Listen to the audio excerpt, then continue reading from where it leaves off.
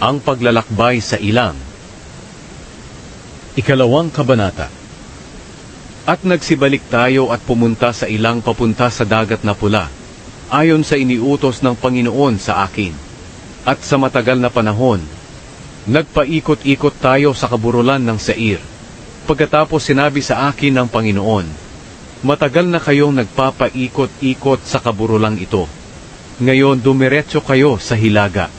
Sabihin mo sa mga tao, dadaan kayo sa teritoryo ng inyong kamag-anak na mga lahi ni Isaw, na naninirahan sa Seir.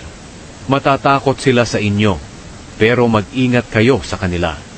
Huwag nyo silang pakikialaman, dahil ibinigay ko na sa kanila ang mga kaburulan ng Seir bilang kanilang lupain, at ni kapiraso man ng lupain nila ay hindi ko ibibigay sa inyo. Babayaran ninyo ng pilak ang pagkain at inuming manggagaling sa kanila. Alalahanin ninyo kung paano ko kayo pinagpala sa lahat ng ginawa ninyo.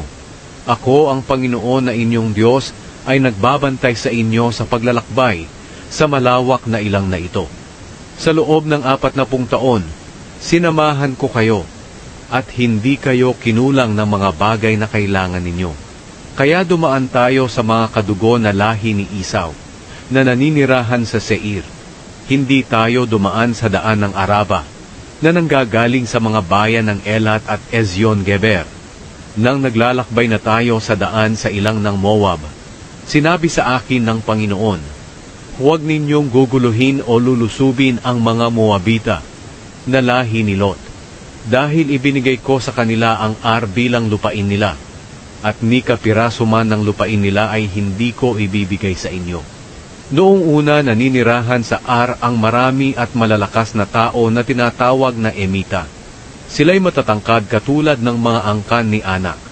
Tinatawag din silang Refaimeo, katulad ng mga angkan ni Anak, pero tinatawag silang Emita ng mga Moabita.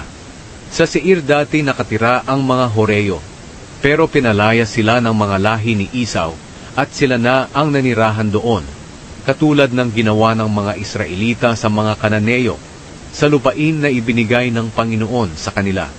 Sinabi pa ni Moises, pagkatapos iniutos ng Panginoon na tumawid tayo sa lambak ng Zered, kaya tumawid tayo. Ito'y pagkalipas ng 38 taon, mula noong umalis tayo sa Kadesh Barnea. Nang mga panahong iyon nangamatay ang mga sundalong Israelita sa henerasyong iyon, ayon sa isinumpa ng Panginoon sa kanila. Pinarusahan sila ng Panginoon, hanggang sa mamatay silang lahat sa kampo.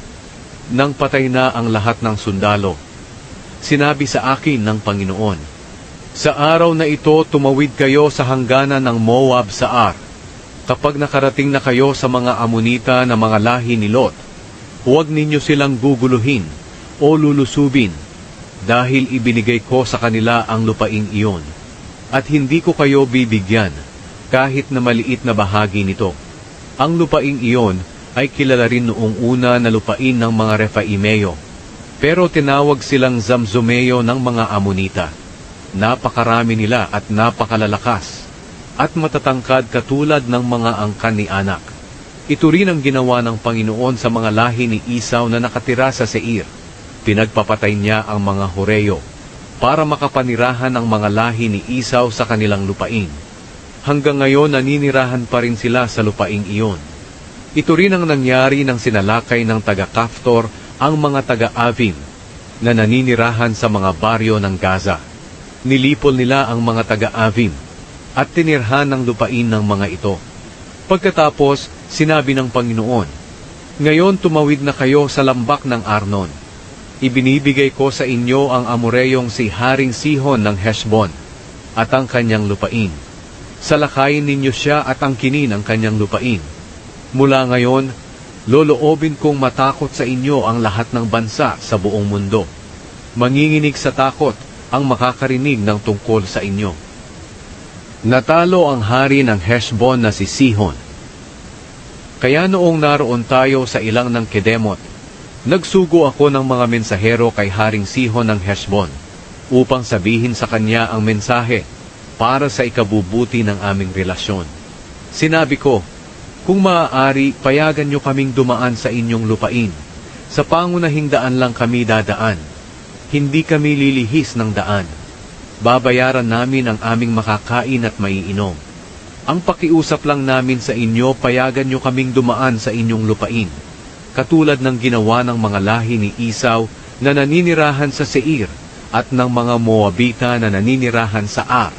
Payagan nyo kaming dumaan hanggang sa makatawid kami sa ilog ng Hordan, papunta sa lupaing ibinigay sa amin ng Panginoon naming Diyos. Pero hindi pumayag si Haring Sihon ng Heshbon na padaanin tayo, dahil pinatigas ng Panginoon na inyong Diyos ang kanyang puso, para ibigay niya siya sa ating mga kamay, kagaya ng ginawa niya ngayon. Pagkatapos sinabi ng Panginoon sa akin, sinimulan ko nang ibigay sa inyo si Sihon at ang kanyang lupain. Kaya simulan na ninyo ang pagsalakay at pagsakop sa kanyang lupain.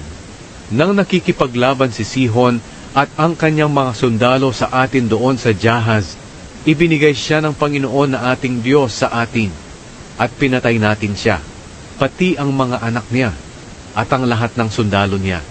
Nang panahong iyon, sinakop natin ang lahat ng kanyang bayan, at nilipol sila ng lubusan, mga lalaki, babae, at mga bata. Wala tayong itinirang buhay. Dinala natin ang kanilang mga hayop at mga ari-arian na ating nasamsam mula sa kanilang mga bayan.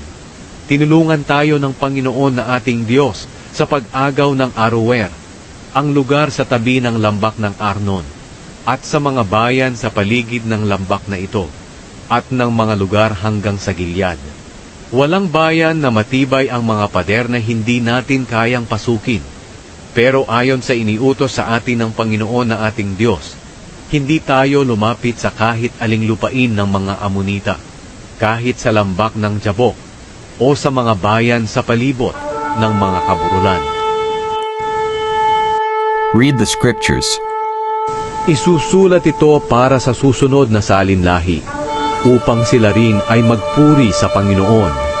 Mula sa kanyang banal na lugar sa langit, tinitingnan ng Panginoon ang lahat sa mundo, upang pakinggan ang daing ng kanyang mga mamamayan na binihag, at palayain ang mga nakatakdang patayin.